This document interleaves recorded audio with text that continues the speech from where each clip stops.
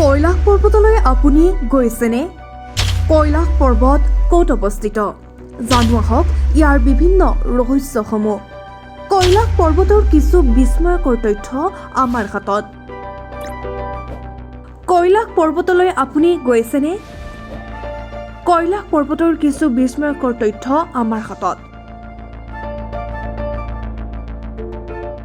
সাগৰ পৃষ্ঠৰ পৰা ৬,৬৫৬ মিটাৰ উচ্চতাত মাউণ্ট কৈলাশ পৰ্বত যদিও তিব্বতৰ ভিতৰতে উচ্চতম নহয়, তথাপিও এই পৰ্বতৰ চূড়া আজি পৰ্যন্ত কোনেও আহৰণ কৰিব পৰা নাই।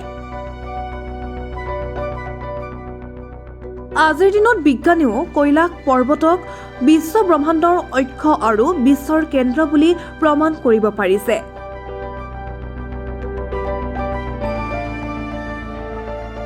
এই কৈলাশ পৰ্বত ধৰিত্ৰীৰ কেন্দ্ৰত অৱস্থিত বুলি প্ৰমাণিত হৈছে। সেয়েহে তাৰ পৰাই সৰগলৈ উঠি যাবলৈ জখলা আছে বুলি বহু পৌৰাণিক কাব্যত উল্লেখ আছে।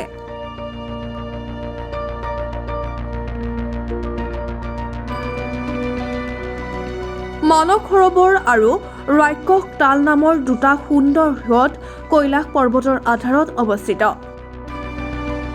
দুইটাৰ ভিতৰতে মানস সৰোবৰ, যি ১৪,৯৫০ ফুট উচ্চতাত অৱস্থিত, বিশ্বৰ সৰ্বোচ্চ মিঠা পানীৰ জলাধাৰ বুলি কোৱা হয়।